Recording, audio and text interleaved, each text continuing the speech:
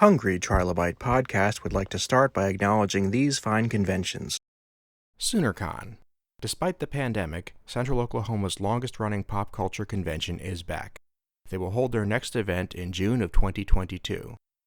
To support them, fans and artists have rallied together on their Kickstarter, which you can visit. The Kickstarter will run through February 2nd. Go to SoonerCon.com for more details. The Hellmouth Convention. The Hellmouth Convention is a celebration of all pop culture, but specifically things like Buffy, Angel, Firefly, and Dr. Horrible. It is held in Los Angeles, California, and the next event is scheduled for June 3rd through 5th, 2022. Proceeds benefit the Los Angeles LGBT Center as well as the Ron Glass Memorial Scholarship Fund. For more information, go to thehellmouth.org. On tap today, we have Ash Congiliando. How you doing today, good sir? Hey, my friend. I'm doing great. It's nice to talk to you again. Nice talking to you. Time. Yeah, for anybody not familiar, we actually went to college together, so we have a considerable history. But it was after graduation we started to realize how much we really had in common. That's true. One of the things that I can credit you with is you are the mind behind a great blog called Tales from the Toy Cave. Oh, thank you. Thank you. Your toy collection is incredibly impressive in terms of both quality and quantity. Well, I appreciate that. It is something that, you do take a sense of pride in after a while, but it's really not done out of any sort of, oh, look how many I've got, or look at this. And I really do try to stick to stuff that I really love. And most of the stuff you see behind me is horror films and action movies. And you can see a little bit of Superman, a little tiny bit of superheroes in there, but it's mainly everything that I find passionate about film and a small amount of video games. But I don't collect just to collect, because I know a couple people that do, and it's an addiction. It can be an addiction. And I know it looks funny me saying that with what's behind me, but I think I got it in line. Yeah, but you can see that, number one, everything behind you there is a high quality figure. It's one of the, the newer designs where everything's articulated very well. The sculpts are amazing. Yeah. And it's not just stuff. It's not just, the latest re-release from Hasbro. Yeah. And honestly, I got no problem with Hasbro either. And I know that they really do re-release a lot, but their G.I. Joe line that they're rocking right now, the new classified 6-inch one, is really, really taking me back to when I was a kid. I'm loving it a lot. But yeah, the ones behind me are mainly done by NECA Studios, which is one of my all-time favorite toy companies. Because as you said, like from right off the bat, they started specializing in the films that I loved. As you see, like Terminator. I can't even see really fast. Yeah, I got T1 followed by T2 followed by even more T2. Rambo, John Matrix from Commando. So it was definitely all the stuff that I grew up loving and renting dozens of times in high school, and it was finally there in physical form. And yet very little behind you is in the package. You are having it out, you're displaying it proudly. Yeah, honestly, I'm more of an out guy, just because that's a good drop that you should take. Just isolate that audio.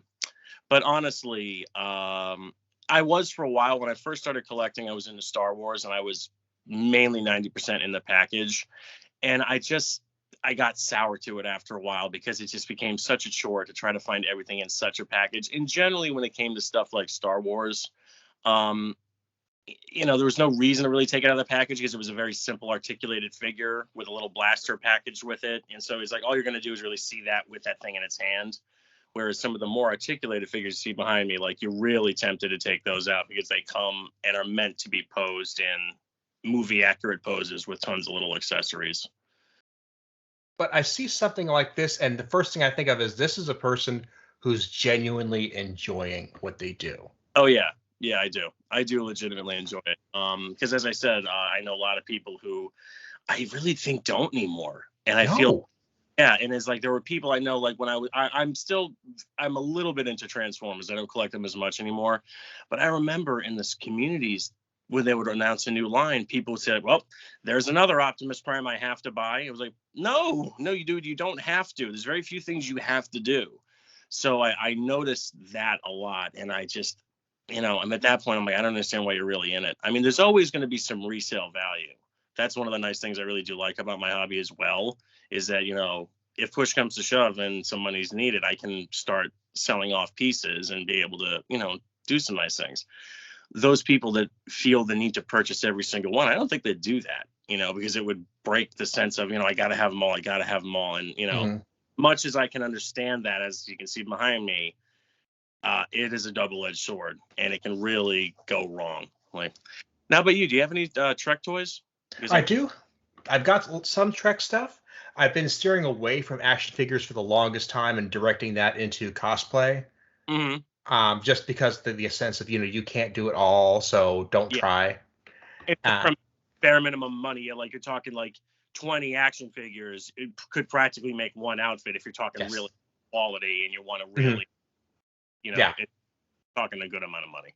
Yeah, and it's just like I'm going for, if I'm going to get it, it's going to be totally screen accurate, or it's going to be something I truly like. That's some large amount of time and or money, depending on the balance I strike. So the last thing I've got toy-wise, I actually did get a DC Direct Jimmy Olsen not too long ago. Just because I truly care for the character. Right, yeah. I remember you posting that because he was one of your all-time favorites. Yeah, that's cool. I do like some of the stuff DC Direct is doing. But, just to go back to Star Trek really fast, I actually have got into it infinitely more than I ever was when we were in college. I never had seen anything when we were in college. And my wife and her family are, big into it. Her dad was an OG fan from the 60s. And talking like one of the, an OG fan who watched it, weekly or wherever it came on. And so I did start getting into it, and man, I appreciate it so much more than, I just didn't, it's not even like it's not like I really didn't think much of it. It just wasn't me. I was not into that type of sci-fi when I was younger. I was into horror, and I was into it. My sci-fi was Predator and Alien. That's what mine was. But that was the time when The Next Generation was red hot. And it was like the way The Simpsons were aired on every single network affiliate at evening. They were also airing episodes of The Next Generation.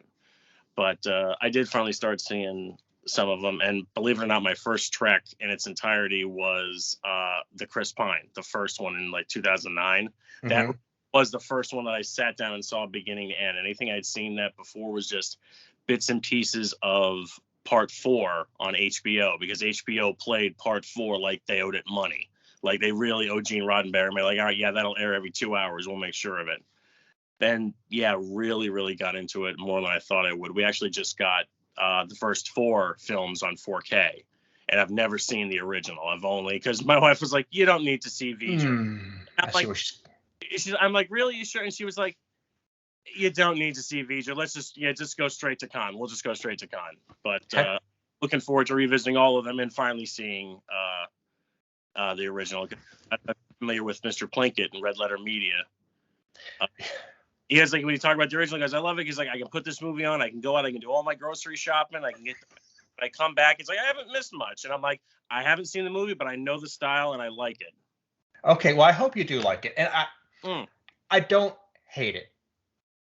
It's just, here's the thing, is that you get to see all the other movies of Khan and the whales and the Klingons, and then that movie, it has the feeling of a 1970s TV reunion movie with a much bigger budget. Okay. It's like, I've heard it really tries to be 2001 at times too. It does. It very much does. But I really see it as going from Gilligan's Island, the TV show, to Return to Gilligan's Island, the movie. Yeah, I was like, okay, I get exactly what you're saying. Yeah, and it's not that it's bad, but when you compare it to everything that came after, you're like, all right. Yeah. I have a feeling I'll look at it kind of like Chariots of Fire. Like this would bore you to tears as a kid, but as an adult who can appreciate longer storytelling a bit more, you're probably entertained. Yeah, I'm looking forward to it. Yeah, and there are some very good moments. It's a good movie in general, but I will usually say, if you compare it to, have you seen Star Trek V? We just didn't. She's like, there's no point. She's like, don't. We went straight to 6. We went 6. We went straight to Undiscovered Country, and she's like, trust me, I like that more. So no, I mean that's Final Frontier, if I remember. Yes. But I also remember hearing a universal of, you don't need to bother with that. From what I understand from 4, unlike 1, which people call boring, I mean 5. 5, from what I've heard is wasted potential. I hear that phrase a lot from Trek fans or the community when that movie comes up. I will. That Go ahead. I said, would you agree with that? With the wasted potential? Yeah, wasted potential, because there's some solid material in there, and I've read several books, Shatner's, Nimoy's, and Takei's, on how it came to be, and I just feel like they had the chance to do something really cool, and there were just some critical mistakes made. Mm. Well, it makes sense. I mean, I can certainly understand that when it comes to a lot of my franchises, because like my core favorite comic book characters, number one, at the top being Spider-Man, obviously done very, very well.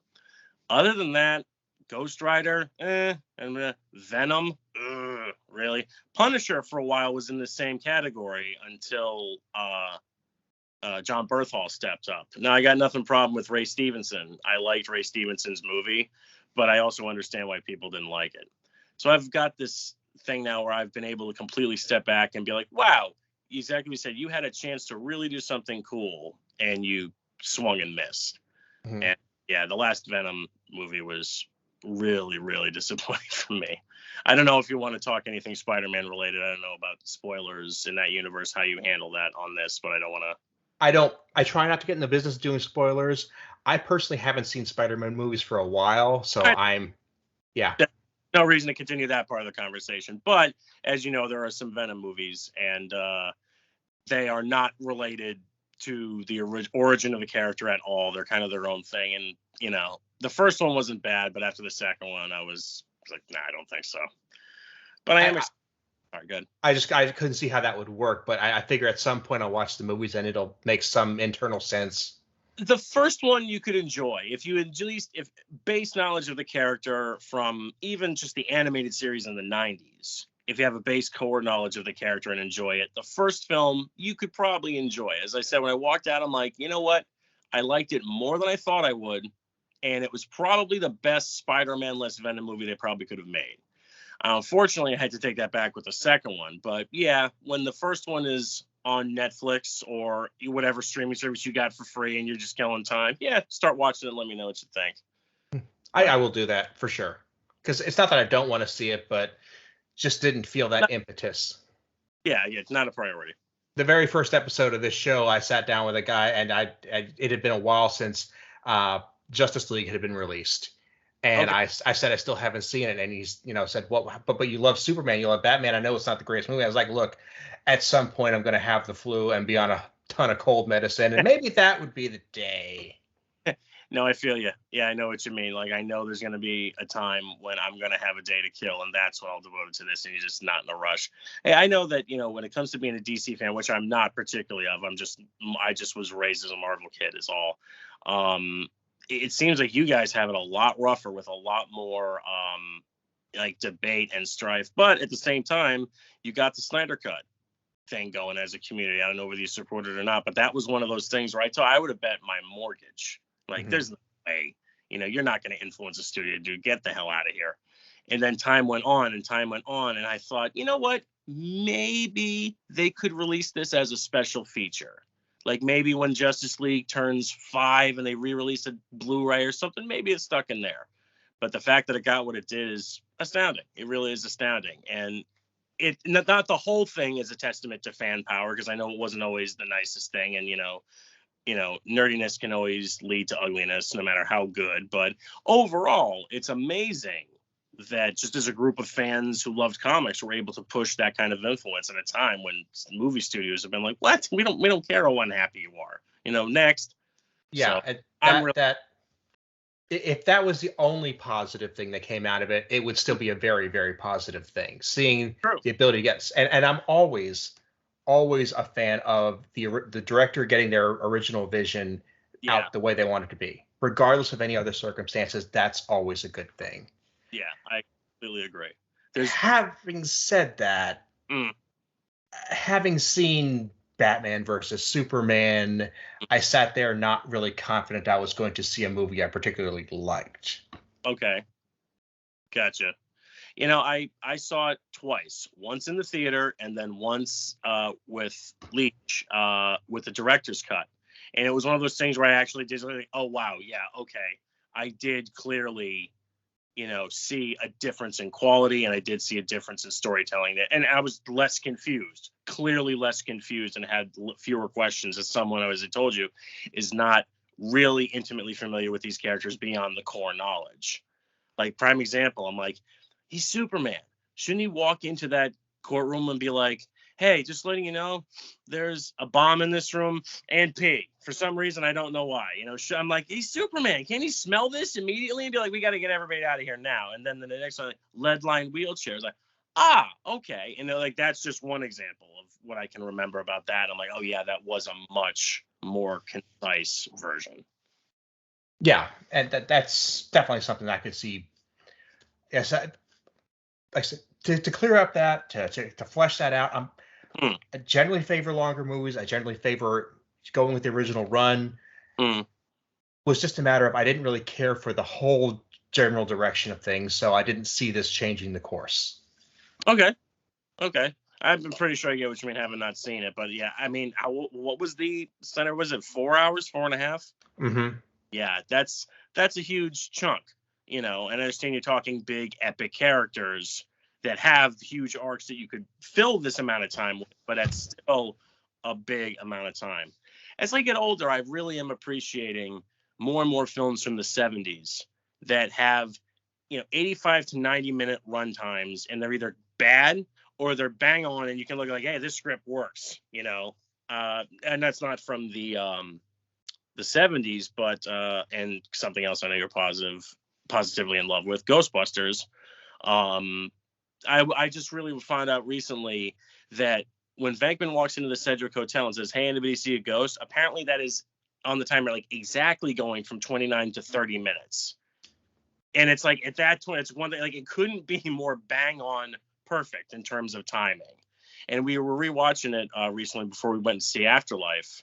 And that's what I just kept saying, my God, is this script tight? My God, is this script move? To the point where I almost wish it would slow down for 5 minutes here and there. Like, I would take an extra 2 or 3 minutes, but it was one of those things where it hits the ground running, and God, I didn't forget how great it was, but it's one of those movies where every time I watch it from beginning to end, I'm not only reminded how good it is, but what a special effects symphony it is. Like, the original Ghostbusters is in there with the original Terminator to me, and like, they really are both two examples of absolutely every trick in the book that existed at the time they were made being utilized to make an absolutely epic movie. And I don't know about you, did you get in on the box set for Ghostbusters? The new Ultimate set that they've advertised, and I'm sure that's the one that's got all the controversy attached to it. I'm due. I still have them on DVD. I never upgraded to Blu-ray, so Ooh. I'm due for something new.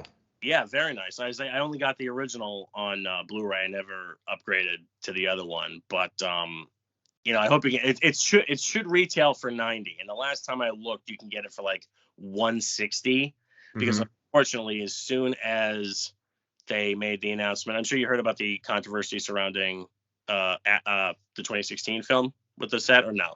I do know about that, yeah. So, like, basically, as soon as that was announced, it made the pre-orders, anywhere that were left, immediately sold out, and the aftermarket value shot up. And now, I think Amazon has them listed for like $150, which is, really obscene. And again, that's another example of nerd culture that stinks. Mm-hmm. Really, really shake my head at. And, it's like when an actor dies, their action figures go through the roof. I'll never forget. I won't name the store because there's no reason to, but I had a large scale Hot Toys Mandalorian on pre-order with this site, and the day Chadwick Boseman died, they changed the price on all his merchandise to like damn near triple digits. And it was like, all right, there you go. This is one of those moments where, I'll be sad to see the toy go, but no, you're not getting my money anymore.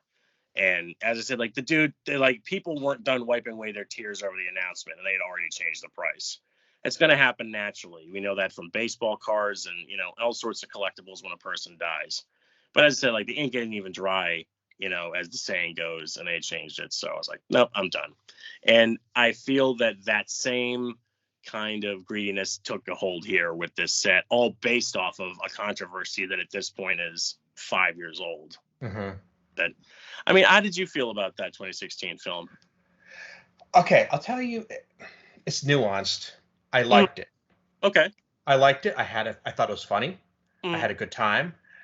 I liked it in the sense that I thought it was a great movie I could watch on a Saturday afternoon. Okay, I get you, man. It's a fun movie. The You know. original Ghostbusters is a masterpiece. Mhm.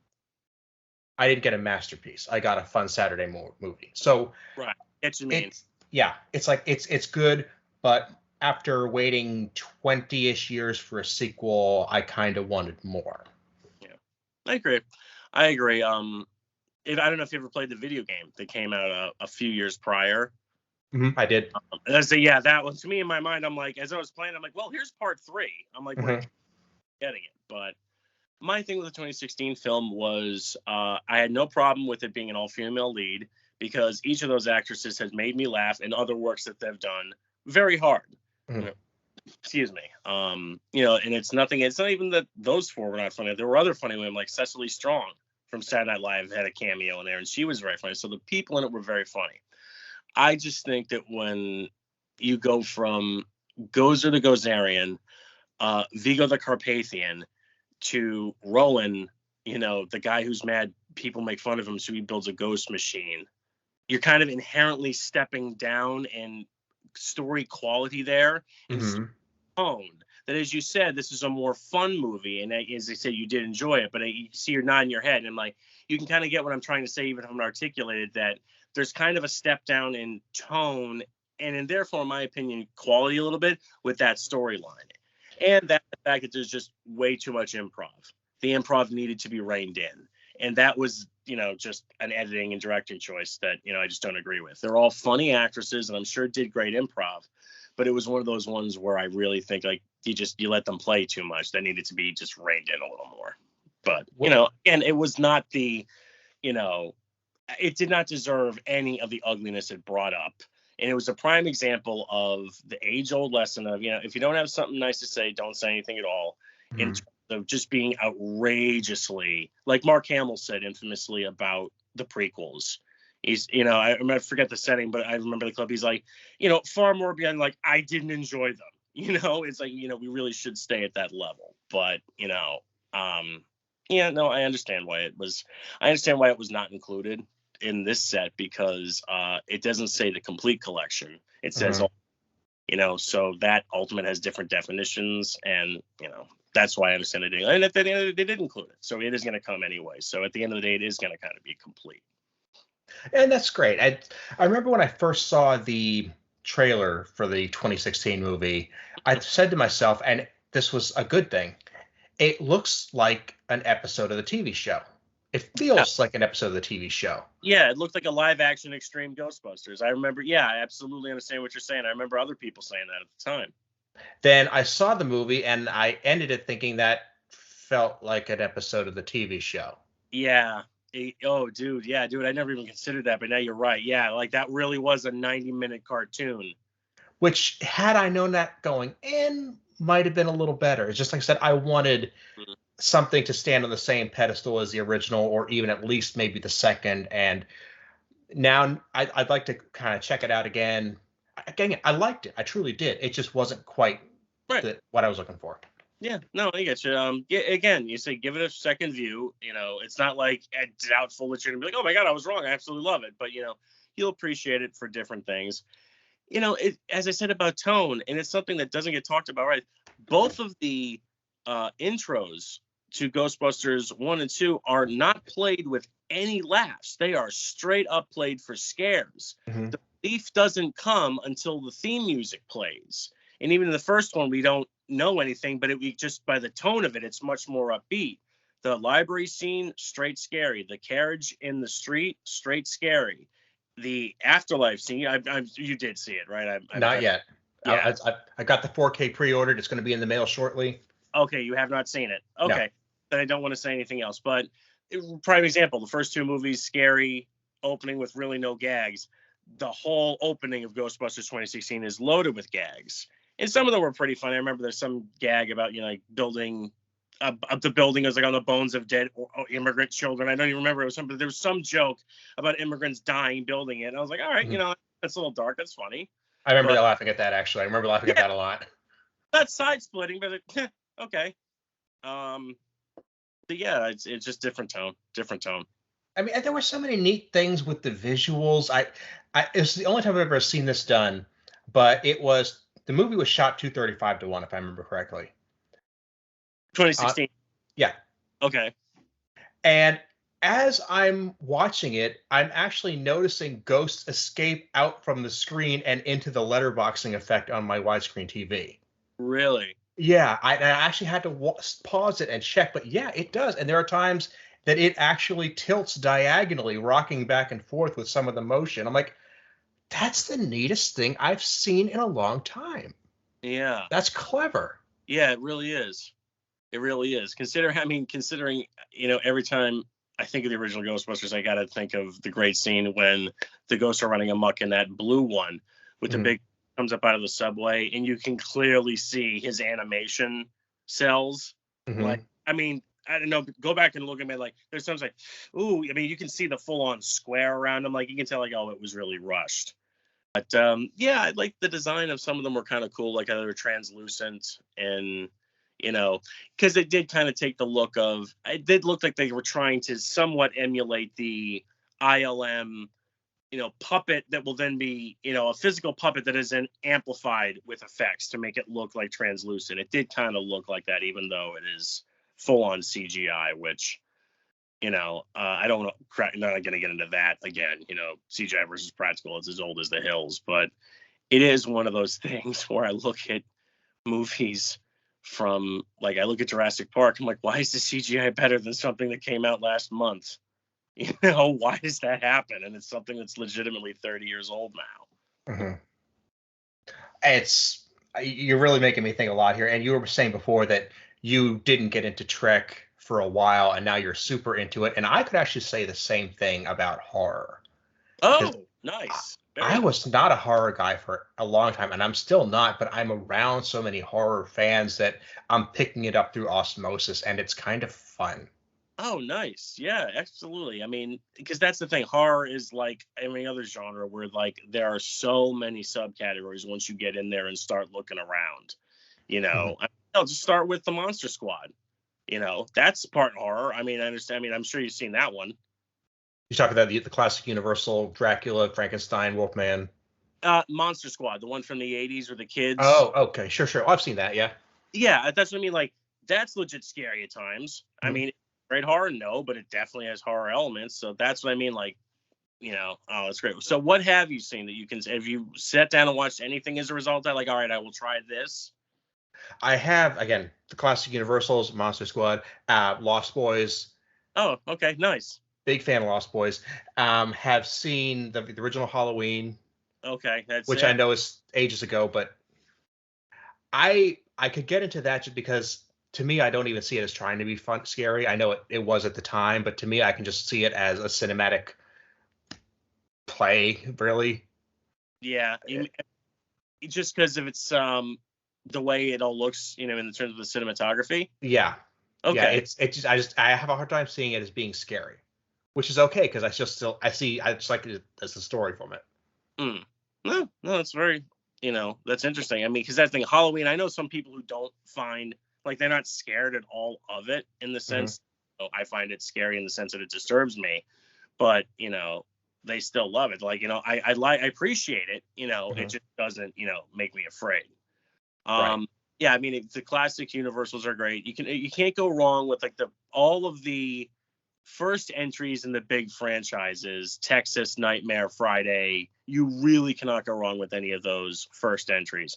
When it comes to number two entries, text me, or we'll talk about that. Which ones you should see, which ones you shouldn't see. But honestly, the first on all of those big will not let you down.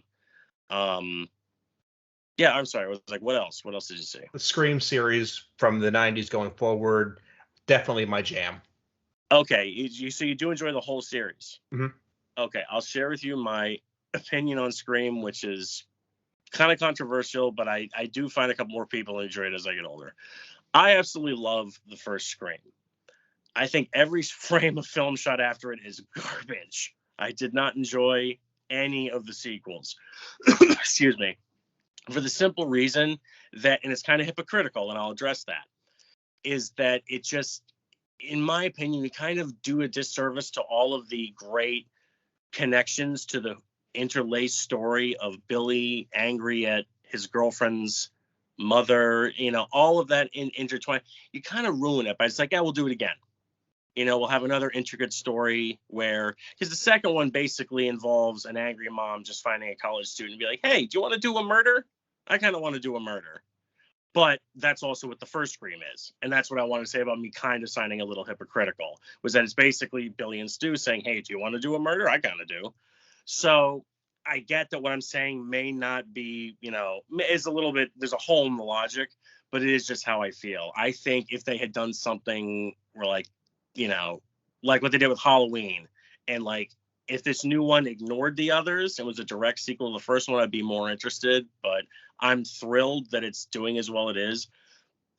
Scream was a shot to the heart with adrenaline that the horror community needed when it came out. And it literally kept the genre alive, for a decade plus to come. And it's arguable. So, I really respect everything it is. But for my personal taste, I only watched the first one. Fair enough. I'm intrigued to see the fans' reaction to this one because as I said, like Halloween, which I am a huge fan of, it's that level of fever with all my friends who love horror online. They are really chomping at the bit for it, and I hope it's everything they want it to be. That's something I would like to ask. I brought it up on the show with other guests, and it's something I would like to get your take on because you're very introspective about why you like this stuff. So I try to be. I'm going to give you this. Okay. I mean, in the other stuff we like, the Star Trek, the other genres films, reboots are taken very personally. If they don't go just right, people get pissed. Oh, and they miss more than they fail. Let's be honest with you here. Oh, no question. That part's not up for debate, really, in terms of box office receipts and fan scores and overall. Yeah, it's not up for debate that they are mainly misses and few hits. That's absolutely true. But with horror, it seems like there's almost an immunity there. Like there can't be enough reboots, there can't be enough sequels because it's accepted that at a certain point it's just going to get silly. And it's almost like you're on a roller coaster waiting for that drop, and they're there for the drop almost. Or am I just not seeing this right?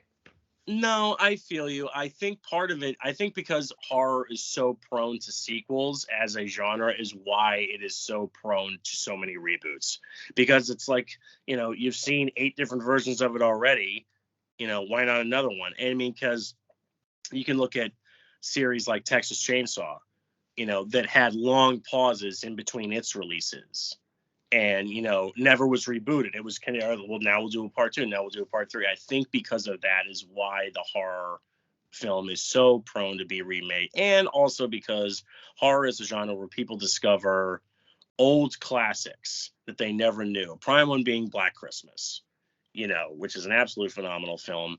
And it was remade a couple times. And from what I understand, I didn't see any remakes, but none of them quite got it right. But it's just such a core good idea. And that, that's why they keep getting remade, I think, is just the ideas are just so core scary that they want to try again. You know what I mean? Even if it's something that really kind of worked but didn't work at the time, they'd be willing to try. A prime example would be stuff like The Town That Dreaded Sundown. That was a cult movie from the 70s that I wanted to see when I was in high school that I could never find because it was high school before the internet came out. It was like, all right, what are the 3 blockbusters in your area have? If they don't have it, no, sorry, it looks like you ain't seen it. So when I finally got to see some of that stuff, the movie that comes to mind is When a Stranger Calls. And I don't know if you ever saw it, but that was remade as well. So smaller movies like, The Town That Dreaded Sundown and When a Stranger Calls were remade along with the huge pillars like Friday the 13th, Texas Chainsaw, Nightmare on Elm Street. So I think it's just because the ideas are core scary and they're prone to sequels anyway. It's just, it would be an easier pill to swallow. You know what I mean? It's why, those great comedy remakes. Can you name one good comedy remake? Not really. Yep. And it's not, and I'm not trying to say that to really sound like, I want to crap on that or, it's not, really not. It's like, no, because they just don't stick. 21 Jump Street, I'm sure it was great. And it's like, 22 Jump Street. Fabulous. It's like, there's something like that where, like, I'd be infinitely more willing to go see a horror remake, not just for my personal taste, but then something like that, because we know from experience those movies aren't funny. They're not funny. And you can enjoy them in certain ways. And I'm not going to, I shouldn't say they're not funny definitively, but they contain a style of humor that you can tell people just are tired of pretending to laugh at. I'm sure it wasn't the first one, but the first one that put the reboots on my radar and told me this is going to be a thing in your life was the Beverly Hillbillies movie from the early 90s. That's actually enjoyable. It is. Yeah, that is that is another example of what you said about Ghostbusters 2016. Like a fun Saturday afternoon. I'm going to maybe, clean the kitchen in the background, but I'll have that on.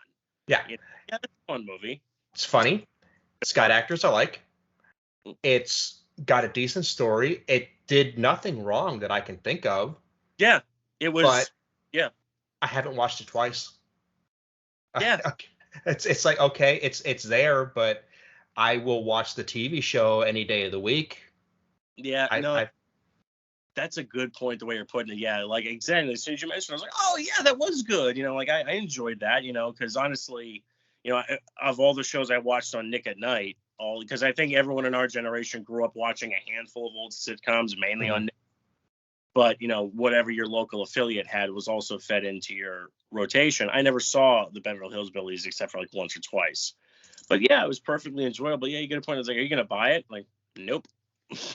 Nope. But yeah, nothing against it. I think when it comes to remakes, this is something I've been saying for the last few years, and I think it's valid across the board.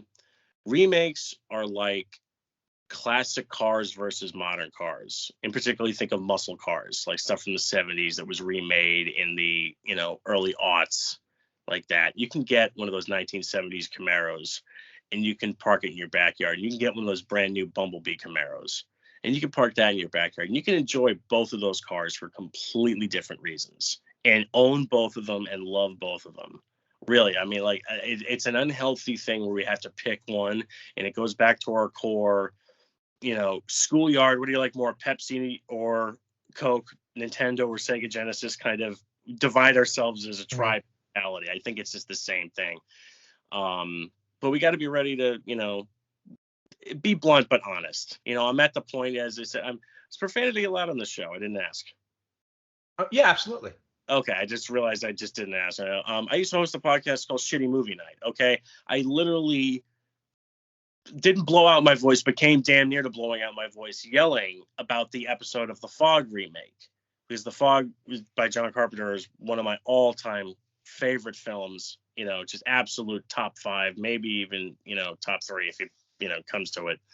And the remake was an absolute punishment from God in my eyes. And I was, just yelling about how horrible it was. And, I don't know if you remember, if you ever listened to any of those old episodes, but like, I didn't yell a lot, but it was like that one. I was just like, oh, it's terrible.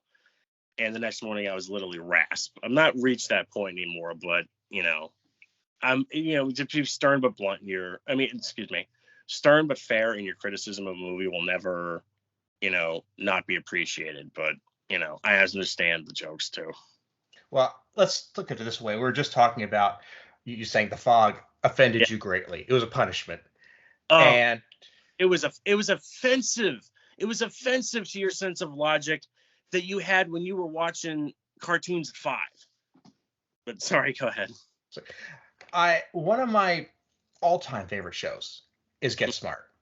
Oh, classic. Yeah. Yeah. This show was just kind of, it had another moment in the sun when Nick and I put it on, then it went away. Yeah. I always loved it. Couldn't get it on DVD. Couldn't really find any real source for it on the internet. YouTube wasn't around yet. Mm-hmm. The Steve Carell movie comes out, 2006, 7, somewhere in there. Mm-hmm. I had a Beverly Hillbillies experience with it. Oh, really? Because I did not see it. It was okay. It was good. Okay. It was like, I like everybody in there. They're all doing great stuff. Didn't really feel the need to base my life around it. Yeah, no, honestly, I remember hearing it. Is that it's Steve Carell as Smart and Anne Hathaway as 99. I'm like, okay, yeah, that's great casting. It's Mhm. like immediately picture both of them in those roles. I'm like, all right, that's good. But here's the thing. That movie hits, and there is a DVD box set out on the street 3 months later. No way, really. Yes. So the Nice. movie that I could take or leave leads to the DVD set that I've wanted for Yeah, 15 years. nice. Very, very So, nice. so sometimes you got to look at the long game when something like that hits. Oh yeah. Oh yeah. I mean, especially, if you want to talk about the long game, if you'd have told me when I was a kid, like, hey, one day there is going to be a Star Wars theme park that not only has a life-size Millennium Falcon in it that you can go in, there's going to be a hotel that is going to make you feel like you're on a space cruiser the entire time, and you don't want to go to it. I never thought that would happen. But I think Star Wars is an example of something where, like, yeah, there's a lot of complaining about that, but we're getting a lot of really good things out of it as well. Like the push that, like, yeah, Force Awakens sucks. I'm like, yeah, but now we also got The Mandalorian. You know what I mean? So it's like we're getting good things as well. I think I understand the point you were laying down. Yeah. Will, any sort of attention to the property or genre brings revitalization. Mhm. Not the exact way you wanted it to. How did you the sequel trilogy? Well, I actually like The Force Awakens a lot. Okay, I I liked it a lot too. I wouldn't say I loved it, but I walked Mhm. out much happier than I thought I would. Now I was coming at it from a place of somebody who didn't particularly care for the prequels. Oh yeah. Very low expectations, so it really made me feel good to see that. The second two movies I liked for their own reasons. Here's my big problem with the sequel trilogy Mhm. is that it is not a trilogy. It is three very good movies that really have nothing to do with each other. Okay, I can feel that. Yeah, as I Yeah. say, I only saw the second two once each, so Hmm. I have an extensive knowledge of either of them other than just remembering the core events. But I get what you're feeling now. Like, yeah, those didn't feel like it. That didn't feel like a 3-act thing I saw. It looked like three movies that they had the same characters in them, and it seemed like Hmm. but yeah, there wasn't the feeling of a neat little triangle like we usually get. I can feel that. Once I got over the need to have the triangle, I started really digging them a lot more. Okay. Okay. I as I said, I saw them two the last two ones, and I just enjoy them. I was really disappointed with choices. As I said, my big disappointment with the sequel films, and it may be a little selfish and maybe makes sense, is I didn't see what I wanted. And I That know happens. that is not exactly say that happens a lot in movies that can still be very good and I can still enjoy them, but I just didn't see what I wanted. I'd forgive you, killing Han if you gave me Luke, Leia, and Chewie with Finn and Rey and our new characters in the cockpit saying, all right, we need to do this for Han. You know what I mean? There was never the reunion of the characters that I wanted. And a hug between Chewie and Leia ain't enough. Hmm. You know what I mean? That was the stuff with Leia and Han kind of breaking up. I like that. Like you said, like that felt right to me. That stuff all felt good. I wanted more. As that Sure. when Luke came in, we didn't get any of that. You know, so I should rewatch them before I make any comments. But that was my main criticism: is I really did not see what I wanted, but I did kind of get that in the first one. You Hmm. know, and I felt I liked the direction they were going, even because it was literally just let's say like it's just the Force Awakens, you know, with a coat of paint on it. Did you ever hear comedian Brian Posehn do his bit about his friend and he talking about the Force Awakens? No, I have not heard that. First of all, if you're not familiar with him, I'm sure you may be the guy from, I think it was Carolina City. I don't remember what sitcom he was on. Big nerd comedian, lovable guy. He's great. Mhm. Done multiple bits on Star Wars. And when he loved The Force Awakens, and he had a friend that he couldn't wait to talk to about it, and he was like, dude, Force Awakens, I loved it. He said his friend looked at him and went, man, I fucking hated it. And they said they proceeded to have a 20-minute friend argument that got play ugly at times, and his friends make fun of him. He goes, "I saw this movie in 1977. I saw this movie." He goes, "I just want to see, like, it was just comfort food." And Sam was like, "Oh, you mean like mashed potatoes? Yeah, who would want a whole plate of that? You know, the people. There's a reason it's comfort food." But I liked what they did in Part 7 a lot, you know, and I do respect, you know, the idea. I love that the Empire did not go down as easy as you thought it would, as it would in a lot of real-time wars. But yeah, with what you said, they did not feel like the other movies I wanted, so I just didn't watch them. But didn't watch them. I didn't like them. I have not watched either of them a second time, so I can't comment on more than that. Babu Frick was awesome. I do remember liking. I'm like any small little puppet. I'm like, oh, is it a live action puppet? Cool, I like it. I'll watch it do stuff. You know, even if I didn't really enjoy the movie. Yeah, and then that was the lady who did Moaning Myrtle. Mm-hmm. Well, I'm like, that really impressed me. Yeah. But I think your point was very valid. They didn't feel like a proper trilogy in the sense of an act of 3. They felt like 3 movies that stood alone. Yeah, I think that's another reason why I didn't enjoy them. But yeah, no, that's a good point. But you said that once I got past that, I enjoyed it. I should try them again. I really should try them again. But yeah, it hasn't happened yet. That's fair. I mean, there's going to be time. There's a whole bunch more content out there. You know what? I need to also see the third. What was the name? I forget of the third Chris Pine Trek. The one that was like Beyond. Beyond. That was it. That one I didn't see yet. Yeah, I just saw the opening scene because somebody said that they're like, you haven't seen it yet, and they sent me that opening scene on the planet where those. I'm like, oh, dude, this is so good. So I do need to watch that, but I heard that one was more divisive than the other two. Well, everybody seems to agree that the first one was very, very good. Mm. The second one stunk, and I put an asterisk by the stunk because I like the second one. The second one is held back by really bad sense of spoilering in that, you know, okay, do you know who Benedict Cumberbatch plays? Oh, you've seen the movie. Oh, yeah. Everybody knew it was Khan. It was not a surprise. It wasn't even that well hidden. They advertised it when they were cast in the movie to try to hype it up. Like, oh, and he's Khan. Yeah, like it was no secret. No, it wasn't, but they kept treating it like it was, and that drug it down. And I didn't see him as Khan. Much as I like that actor, I didn't see him as Khan, so that didn't work. Sure. Yeah. But the story itself, I did like. So it was, and then most people I've talked to did like Beyond and say it's probably, if not the best of the 3, as good as the first. Okay. And that was the final, right? After Anton Yelchin passed away, I believe they were like, we're not gonna. They keep making rumors that they're doing another. I don't think it would make business sense. Yeah, I mean, he was arguably the best part of the first film. I'm like, he legitimately looks like you don't look old enough to drive a stick shift. Running down the hallway going, I can do that. That's great, man. That was really great. Yeah, I do want to. I'm gonna go down and look and see if Beyond is on any streaming service. I do want to get into that again. I also not to cut you off, but it was a valid point.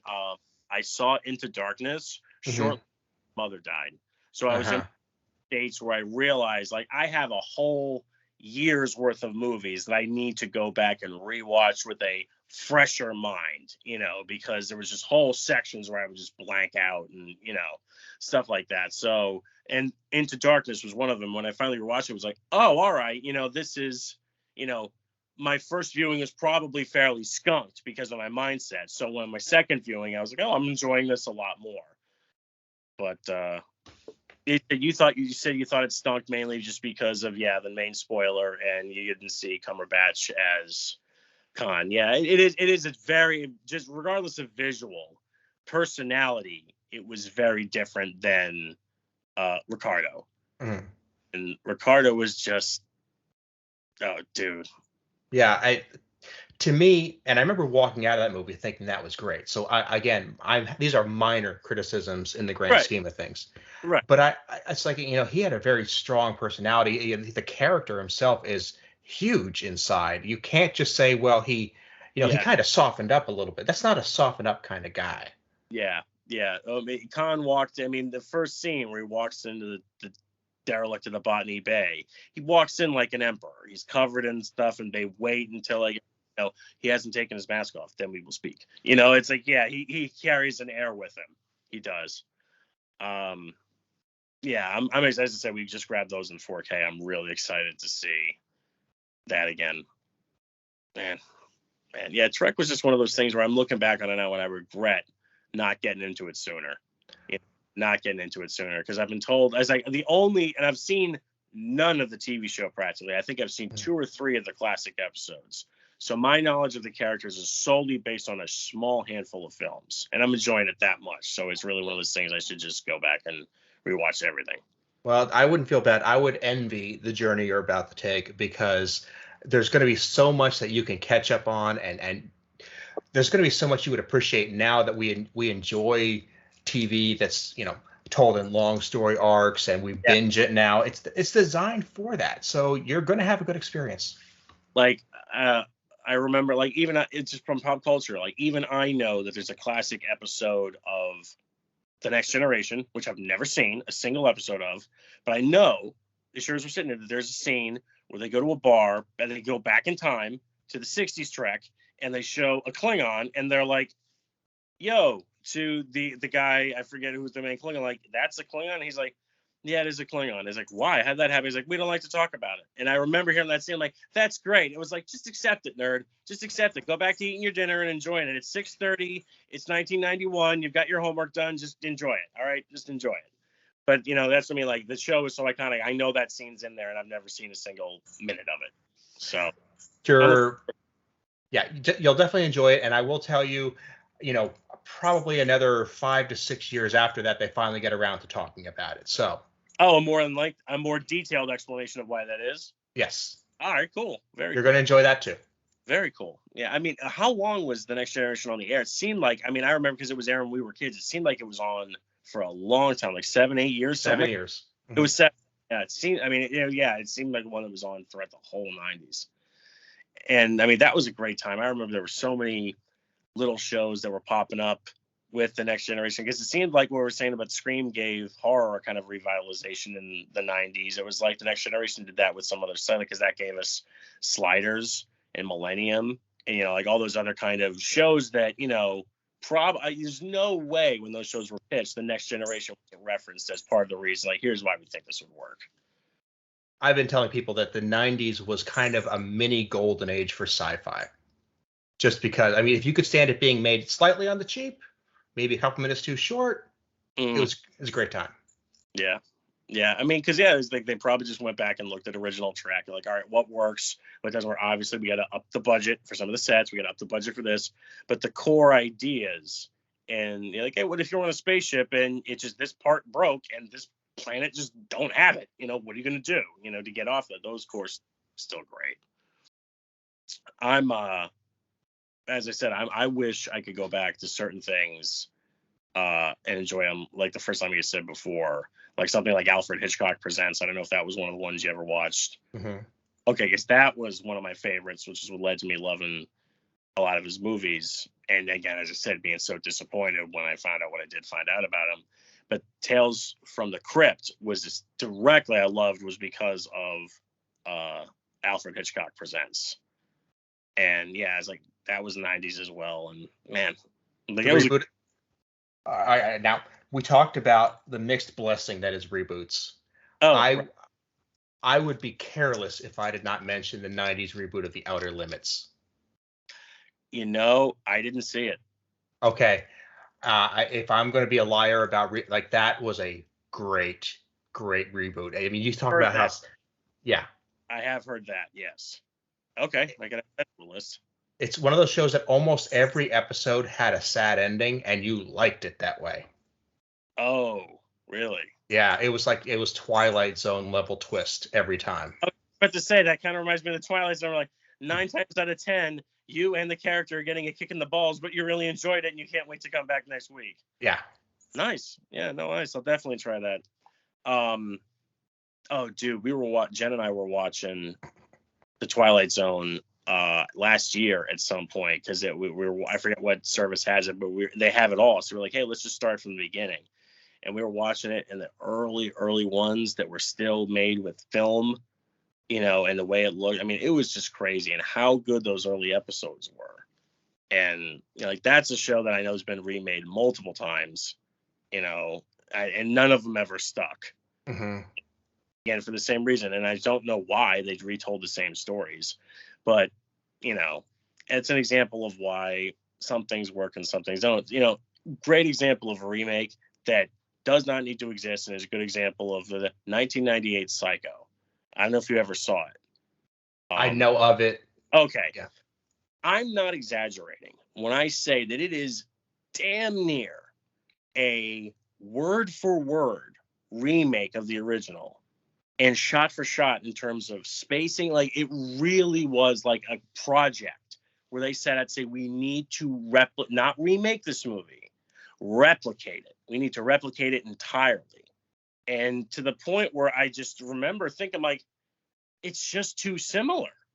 I'm like, it's not that I'm not enjoying it. The performances are great. The original Psycho I recommend so much. I can't even. Yeah, I don't know if you've seen that one. I don't know if you can. Okay. William H. Macy plays the private investigator Arbogast in the remake, and he just grand slams it. So the performances are great, but I'm like, you're literally just saying the same words. I don't care. No matter how well shot it is, everything, it's no joke. It's, word for word the same thing. When it comes to remakes, I always recommend one above all others, and it is horror, so I'm assuming you haven't seen it, but the original was old school, Night of the Living Dead. No. Okay, you didn't see the original from 1968? No, wait. I'm not sure, actually. Okay, 1968, black and white, starts with a brother and sister in a graveyard. They get chased by a zombie into the house, and there's people in the house. They're boarded up. It's George Romero's classic film that started it all. In 1990, that movie was remade by Tom Savini, who is a special effects master, who did Friday the 13th. He's done, he did George Romero's other movies, Dawn of the Dead, in 78, and he did Day of the Dead in 85. He's just a master. In 1990, he remade Night of the Living Dead.